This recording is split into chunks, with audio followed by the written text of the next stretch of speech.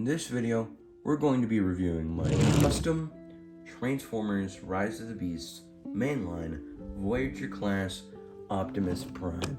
Now I picked this guy up about a month ago at my local Walmart, and I picked him up around the resurgence of starting to see these guys in stores. And my personal theory for why they started showing up is because, one, either people had already picked them up, or people saw the reveals of the Rise of the Beasts Studio Series Optimus Primal and Optimus Prime. At the time, Optimus Prime was already starting to come out, and Optimus Primal just got revealed, so I think people just held off until then. But that led me to getting this guy. I really do like him. It took about a couple of days just to think about what I wanted to do with this guy and how much of him I wanted to paint. And in the end, I think he turned out really nice. I was gonna get this, what is it? Oh yeah. I was gonna get the Toy Hacks labels for the guy, but I think this is alright. I'm very okay with this. He rolls pretty well. I'm pretty bad at painting wheels and still having them roll, so this is kind of an achievement for me. I painted all the blue in a sort of navy blue. I also painted the feet complete, which are obviously now the truck bed. If you've seen how this guy transforms, they're now the truck bed. And I painted them completely blue because I think it would help the truck bed look a little better, and in my opinion, it did. I painted the trailer hitch in a nice silver, and I also painted the stripe along the side. I cut off the panels, first of all, because the panel placement in robot mode is just inaccurate. It's supposed to be flipped the other way around. I wish I could find a way to attach them here, but that could potentially alter the shoulder articulation in its robot mode, and I didn't really want that, so I just cut them off entirely, and I think it makes for a much nicer looking truck mode. I painted the grill and bull bar in a silver, and you can see I kind of painted the silver on here again, as well as the side view mirrors, because I was worried it could chip. Also painted the windows in black because I like the look. I also painted the side steps in black as well, and pretty much all the silver you see on here is reapplied. If there was any silver, I think it was only here, and I think on the steps. I think that was about it. So all the silver you see here is new and custom. Moving on to size comparisons, here is Studio Series 100 Transformers Rise of the Beasts Bumblebee. Now, if you can see here, these two are very out of scale. As a matter of fact, Bumblebee is slightly longer than Optimus in this mode. And in order to help with that size, I actually have the Byway Studio Series 44 knockoff upscaled Optimus Prime trailer. And on my copy, there aren't too many reviews of this trailer, so I couldn't really tell, but on my copy, the peg was around 6 to 7 millimeters, and that just won't do. So I got this around like 4 to 5 millimeter port, and cut off the old one, and super glued the peg to this trailer, so now it's compatible with most of my Optimus Prime figures, to include this little guy. And I really do think that this really does help the look of this guy next to his peers. But obviously he didn't wear the trailer or utilize the trailer in the film, so I honestly don't mind the size gap between those two. I still think they look very nice together, and yeah, size comparison would be Kingdom or Legacy Core Class Optimus Prime. Now for the transformation. Now, to start off, what I like to do is I like to fold in the trailer hitch to his foot, and then I like to move the feet and then the shin pieces upwards like that. And I also like to do the same on the other side.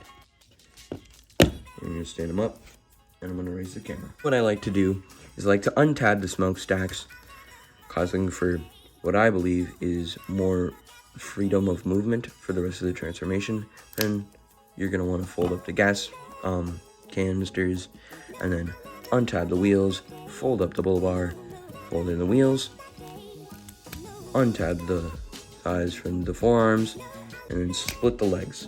From here, you can rotate these panels inward, and then rotate the forearms and the hands until it's like that. Then, like most Optimus Primes, you can rotate the shoulders forward. And repeat this step, or these set of steps, on the other side. Now from here, your smokestacks are going to look like this, but you're going to want to fold them backwards. Then from here, you're going to want to push that there, and then what I like to do is I like to separate the windows, then push the head up all the way, and then from here, rotate the upper body, and there you have Rise of the Beasts Mainline Voyager class Optimus Prime in his robot mode. Moving on to size comparisons, here is Mainline Rise of the Beasts Voyager class Optimus Prime next to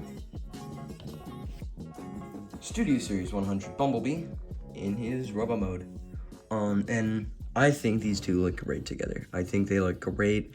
Prime maybe should be around here, but I do think he looks great. I think the two look very nice together. And moving on, and here is Kingdom and/or Legacy Core Class Optimus Prime. Moving on to Prime's accessories.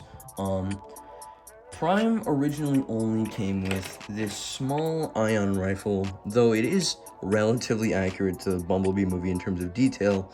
Its scale is actually quite inaccurate. As a matter of fact, the rifle didn't even appear on this design in the movie, but I still think it looks alright. If I were to use this rifle for anything, it would probably be, I believe, that like $15 Rise of the Beast Optimus Prime. I think that would look good. I think that would be to scale. But I created a couple of custom weapons for this guy. Them being his axe.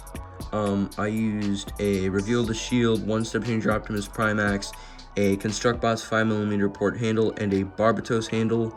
For Barbatos, I think Lupus's sword. I just cut off the handle. That's probably gonna hurt for some Gundam fans, but I hate to say this, but I prefer Optimus Prime than Barbatos. Though Barbatos is my favorite mobile suit, I prefer Optimus, and having Optimus's weapon over Barbatos's many is a benefit to me. On to my custom long-range weapon for Prime. I've made two cannons. This one is pretty damaged, so I had to repair it, and now I'm just waiting for it to dry. But this one is in good condition and can be used as such. Now, the way I made it was just using some red cardstock, an old super glue cap that I painted silver, and this old pointed thing. There are plenty of things that look like this if you cut them right. I just painted over that in silver. And this transparent orange thing at the tip of the barrel is actually a cut off Lego stud, which leads me to my next accessory for the guy, blast effects. These are actually Lego orange clear power blasts that can actually peg into the end of the blasters. Since both the tip of the barrel and the blast effect are both Lego pieces, you can actually have that shoot off, and I think that's very nice. It's a very cool use of Lego blast effects. And the last accessories that I have for this guy are, though they aren't made for this guy, they're actually my custom, no, not custom, but Byway knockoff Studio Series 32 Optimus Prime swords. And they look pretty great on him. The Energon blades in the movie did have, though a kind of similar look, they were pretty different. But until I get my hands on an upgrade kit that can change that, I'm stuck with these for now. And I still think they look good. They're slightly slanted, but that's okay for me and what I'm trying to go for in my collection. I still think he looks great. Moving on to what I did for his robot mode paint, obviously you can see the windows, but I actually used 3 different shades of silver for this chest area, because obviously if you own the mainline version, or if you've even seen pictures, photography, or just video of the figure, you'll know that this guy is very bland in terms of paint, which is quite unfortunate. I think this is a great mold, and just with a little bit of paint, I think it turned out great. And I used 3 different shades of silver for the chest there. I used one of the shades of silver for the thighs, as well as this kind of waist area. I also used them for the biceps / mid-shoulder area, and I also painted the sides of the forearm. Now, if you couldn't tell, this custom is heavily based, just in a much sloppier fashion, of Neolab's incredible, amazing custom Mainline Voyager Optimus Prime. I think he did an amazing job. It was just fantastic, awesome. I used orange paint and an orange Sharpie. I tried to use orange paint at first and it just didn't work, so I kind of resorted to the Sharpie, and it suits me just fine. I'm okay with it. For the chest, I painted these black little areas. These are actually based off of the Toy Hacks labels. And I painted the white circles on his shins. I used one of the gunmetal shades that I used for this kind of belly area for his shins, and you can really see the navy blue pop out. I also painted the sides of his head to be silver, and yeah, I think this custom turned out great. My next video will probably be a review on my custom APC Attack Prime that I made a couple months back, and I think that looks nice, but that'll probably be next video. Either that, or it'll be a review for the Studio Series 100 Deluxe Class Bumblebee. Yeah, I'll see you guys in the next one. See ya.